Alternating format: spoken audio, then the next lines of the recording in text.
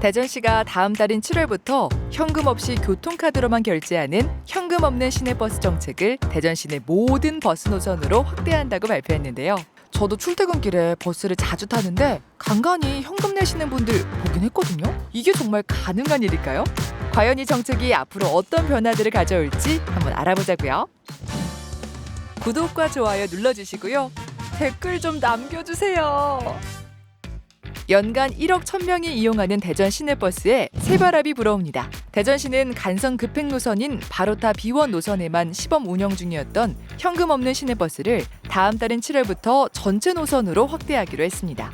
대신 일부 현금 내고 타시는 분들을 위해서 9월까지는 현금과 카드 결제 모두 가능한 시범 운영 기간을 갖기로 했고요. 10월부터 전면 시행에 들어간다고 합니다. 자, 우선 지난해 7월부터 현금 없는 시내버스를 운영했던 바로타 B1 노선버스의 현금 승차 비율을 보면 2020년 1.0%에서 2021년 0.4% 그리고 올해는 0.03%로 큰 비율로 줄어든 것을 확인할 수 있었습니다. 그리고 현재 대전 시내버스에 현금으로 계산하시는 분들의 비율은 지난 2020년 2.2%에서 지난해 2021년 1.8%까지 줄었고 올해는 1.5%까지 떨어졌습니다. 이러한 통계를 보면 현금으로 요금을 내시는 분들이 확실히 줄고 있다는 것을 알 수가 있죠. 일부 누리꾼들의 반응으로는 간혹 현금 결제 중 고액권으로 내는 분들 때문에 정차 시간이 길어지는데 카드로 바꾸는 것은 잘한 거다라는 의견이 있었고요. 반대 의견으로는 아니 현금 결제만 하시는 어르신들은 어떻게 하란 거냐?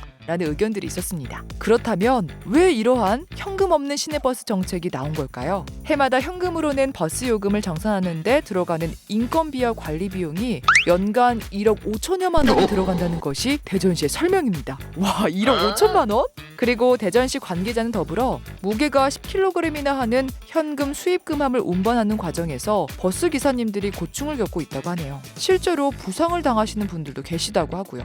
이런 측면에서 보면 현금이 없어지고 카드화하는 데에서도 얼추 이해가 되기도 합니다.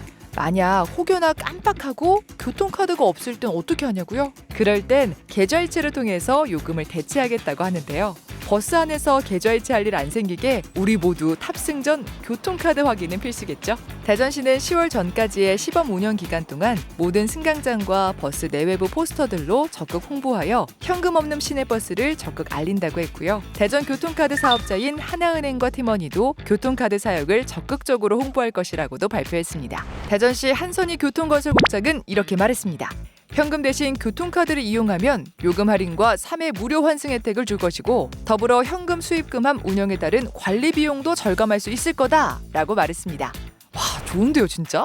현재 수도권인 서울과 인천에서도 작년 10월부터 현금 없는 클린버스를 시범 운영 중인데요. 서울과 인천에 앞서 우리 대전도 현금 없는 시내버스 정책 운영으로 인건비도 아끼고 교통체증도 없애며 할인도 받는 좋은 정책이 되길 응원하겠습니다.